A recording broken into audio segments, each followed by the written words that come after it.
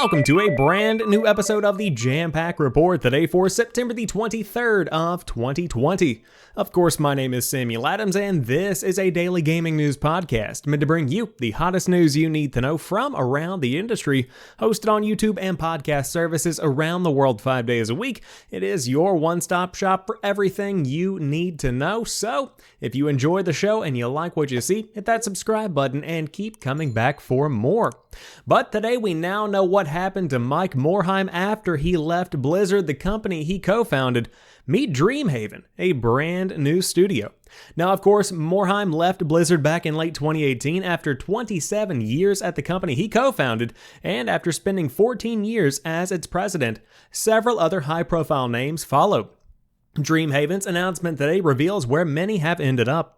The company is made up of two separate studio teams, Moonshot and Secret Door, each led by former Blizzard talent. Moonshot is led by Jason Chase alongside Dustin Broder and Ben Thompson. All have served as producers and directors on Blizzard games such as Hearthstone, StarCraft 2, and Heroes of the Storm. Secret Door is headed up by Chris Sigady, who previously led Blizzard's Warcraft 3 and StarCraft 2 team. Joining him are Hearthstone director Eric Dodds and Heroes of the Storm developer Alan DeBeery. Numerous other ex-Blizzard employees will also serve among Dreamhaven's ranks. Quote, "We are almost trying to create a haven for creators who want an environment that is development friendly, values product and player experience over short-term financial pleasures," Morhaime told VentureBeat. "We believe in the power of gaming to bring people together and as an escape of the unpleasant things that reality can bring. In that sense, it is a haven as well. We like the imagery of a lighthouse as a beacon, and that inspires us because we hope that Dreamhaven can be a beacon of hope to others in the industry who share our values and philosophies. There is a better way of approaching business and game creation that can work and be sustainable and be a lot of fun and yield positive results." End quote. When asked by VentureBeat why so many Blizzard employees had left that company and joined Morhaime's own, there was talk of unfinished business. Quote, "I think it was probably difficult for all of us in different ways to leave," Morhaime said. "I was there nearly 28 years and a big part of my identity was really wrapped up in Blizzard. It did take me quite a long time to separate myself from that. I had a tremendous amount of fun during my time at Blizzard and many friends who are still there," Chase added. "But is there unfinished business? There are more things that we would like to do. There are more stories to tell, more games to make, and a need to figure out what developers and publishers look like in the future. This is an opportunity to build a company." So, although no projects have been announced, we now have the framework for what could very well grow to become one of the most important development studios in gaming if it is handled appropriately. And if anybody is going to handle it appropriately, it's probably going to be this star-studded team of people that have worked on very, very significant games in the past. Of course, Mike Morhaime, co-founder of Blizzard, is a very important industry professional. He is somebody who has shaped the industry into what it has become today, and so to see him starting a new project is something that I think signals the start of something new. And I do want to point out one part of this quote down here. There are more games to make and a need to figure out what developers and publishers look like in the future. That sentence is very, very important. Because currently we are in a transformative state. What worked in 1990 and what worked in 2000 does not work that well in 2010 and 2020. The entire playing field is beginning to shift. You see more subscription-based gaming coming into play. On top of that, what might have worked at Activision in 2010 and 2015 is slowly starting to become something that is annoying to gamers, the nickeling and the diming. And overall, the fact that Activision was pushing so hard on Blizzard obviously is forcing many to leave the company, and they are looking for a safe haven, or you could even say a dream haven, to make their vision of the game that they want to make a reality. So I'm personally looking forward to seeing what the team at Dreamhaven begins to come up with, or I should say the two teams at Dreamhaven continue to come up with, because Moonshot and Secret Door are both working on projects that will probably be shaping the future of the industry as we know it, and I do hope everybody on both of those teams the absolute best. But we also got some very big news this morning for fans of classics. Metal Gear Solid 1 and 2 are all seemingly being re-released on PC. Konami is bringing some of its classic games to PC again. New PC ratings for Metal Gear, Metal Gear Solid, and Metal Gear Solid 2 Substance have popped up on the Taiwan Digital Game Rating Committee's website. The ratings are separate, and they are joined by Konami Collector's Series, Castlevania, and Contra, also for PC. As spotted by Gameotsu, the listings indicate an impending announcement, though seemingly only for PC. Some of the aforementioned Metal Gear Solid games were released on PC years ago, but they are not easily accessible today. Although the 3 chosen games obviously don't cover the entire catalog, it is a start that hopefully means follow-up titles will make their way to PC soon. As for the Konami Collector Series, Castlevania, and Contra, it actually came to PC back in 2002. It includes Castlevania, Castlevania 2 Simon's Quest, Castlevania 3 Dracula's Curse, Contra, and Super C. That collection is curious, however, because the included games have their own collections on PC, namely the Castlevania Anniversary Collection and the Contra Anniversary Collection. So this leaves a lot of questions. Now, there is another report coming from Push Square that says this is also going to be a PlayStation 5 exclusive, and by this, I mean an entire remake of the first Metal Gear game. That is something that has come from a pretty reputable source in the gaming industry that has a fairly solid track record of being accurate, and I would not be shocked in the slightest to see that become a reality, but it seems that is going to be one of those titles that comes to PlayStation 5 as a console exclusive and then to the PC space as well. Now again, none of this has been confirmed, so don't go around saying Samuel Adams said that Metal Gear is going to be coming to PC and PlayStation 5. That's not what I said, but the Taiwan Games Rating Board, or I should say the Taiwan Digital Game Rating Committee's website, has shown that at least something is afoot over at Konami in terms of the world of Metal Gear. And of course, on top of that, this collector series Castlevania and Contra seems to be perhaps a bundle of 2 existing collections, so that might make a bit of sense depending on the price and depending on where it comes out. But keep your eyes peeled and your ear to the ground because it seems something is rumbling over there in the world of Metal Gear.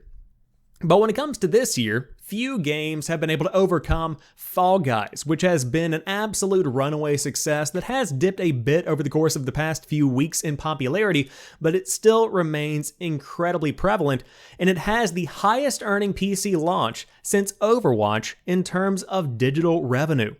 It brought in $185 million in August on PC alone, with 8.2 million players buying the game according to SuperData.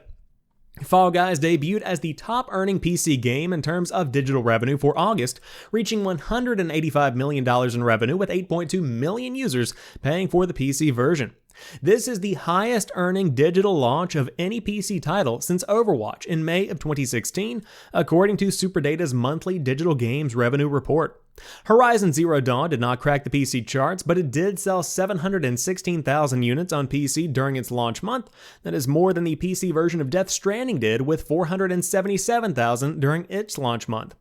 On console, sports games made up half of the top 10, with Madden NFL 21 at number 7, selling 570,000 digital units, and PGA Tour 2K21 at number 10, selling 580,000 digital units during the month of August.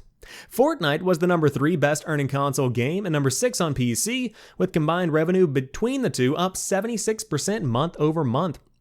This helped offset a 62% month-over-month decline in mobile revenue due to the game being pulled from the App Store and Google Play mid-month, though SuperData does not track Fortnite revenue stemming from its launch on Android outside of Google Play.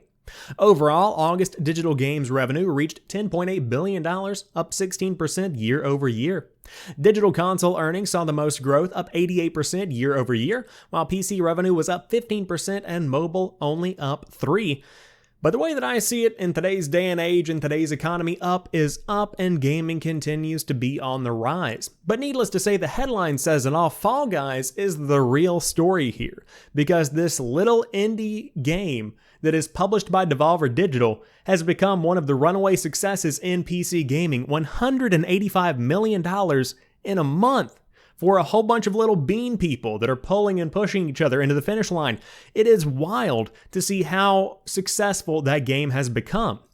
Now, another point that I want to make is that the PlayStation games that are releasing on PC, they're not doing so well. At least not as well as many people expected. To see that Horizon Zero Dawn did not even crack 1 million copies sold, it shows it's a little bit shaky in my opinion. to release PlayStation games on PC. Now, that is not to say that it's not worth the investment, but if PlayStation is wanting to crack into the PC space, it shows they're going to have to invest a bit more time and money into making that a reality. Death Stranding is another example, again, not even cracking 500,000 during its launch month. And so you see the competition beginning to heat up over the PC space where Microsoft clearly dominates. And of course, for good reason. They can build their games around Windows to run very well within the Xbox app if you do want to buy it through that. And then they are working directly with Steam, so that is another option as well. Now, PlayStation has these exact same tools at their disposal, but these teams have to fine-tune their games and to make them very marketable and to make them very desirable to play on PC. It's a weird way to get your games on PC, but ultimately it is happening and the PlayStation units are going to keep coming. I think we will see that over the next generation. Now, the sports games are no surprise, but one big little point that I did want to make, a little bit of a conundrum there, a big little point if you will. The digital console earnings saw the most growth, up 88% year over year. Now, the pandemic is continuing. Let's not go ahead and beat around the bush with that. That is still contributing to the growth of digital sales. But outside of that, that's still a lot of growth, even not counting the fact that people don't want to go buy their games from a store. Now, going into a next generation console lineup that has not only a digital PlayStation 5, but a digital Xbox One, or I should say an Xbox Series S, then you begin to see more and more digital prevalency in the gaming industry. That's something that is going to continue to hurt these retailers. I think you are going to continue seeing a rise in digital, and even if you do have a PlayStation 5 with a physical disc drive, it might be tempting to pick up some of these games on the PlayStation Store, especially when you think all the way ahead to a PlayStation 6 in a few years' time.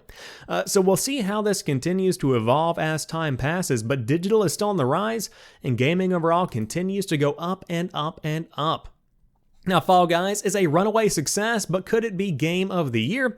I mean, considering Untitled Goose Game was nominated for so many awards last year, I don't see why not, but this year's Game Awards will be held in LA, London, and Tokyo this December. A reconnected world inspired by Death Stranding, Jeff Keighley says.